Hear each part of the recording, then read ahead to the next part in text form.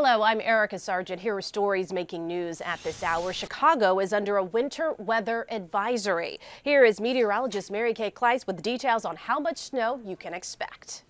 Well, we have the bitter cold air in place, and now snow is moving into the picture. So it currently feels like 3 below zero at O'Hare, McHenry, DeKalb, feeling like 0 in Gary. And the cold air is locked in place.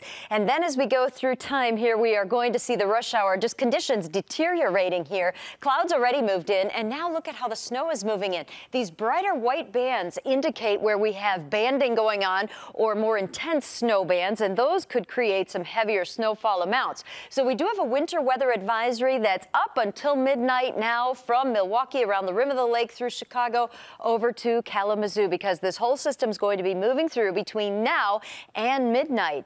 And it looks like when we look a little closer at radar here, we see more of those bands setting up along the Stevenson, also now just north of Ottawa and LaSalle County. So it looks like between I-88 and I-80, that would be the focus for the best accumulation. So between now and midnight, it looks like all of us will see 2 to 5 inches of snow, but the areas in white could see 3 to 6 inches. So if you're watching from Joliet, Orland Park, Aurora, DeKalb, and Ottawa, that's where the snow amounts will be heaviest this evening. A man who was called the Holocaust a racket is a Republican candidate for the 3rd Congressional District. Here's CBS 2's Jim Williams.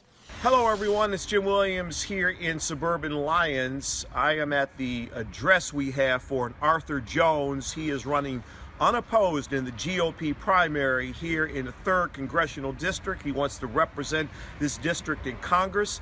He has racist and anti-Semitic views. He calls the Holocaust a racket, his words, a racket.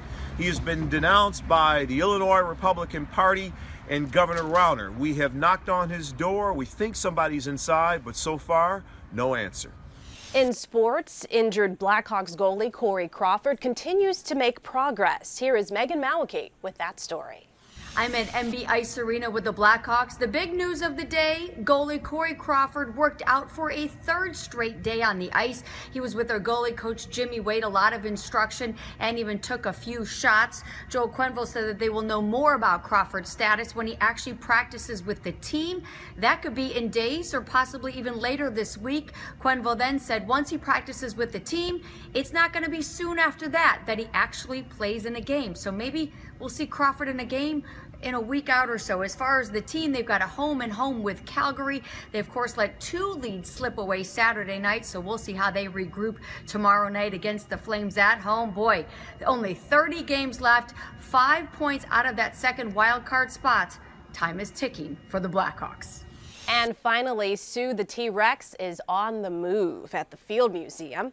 The partitions are up and workers are getting down to the task of moving the dino to a new home, her very own suite at the museum. So what's moving into Sue's place? The world's largest known dinosaur, the Titanosaur, discovered in Argentina.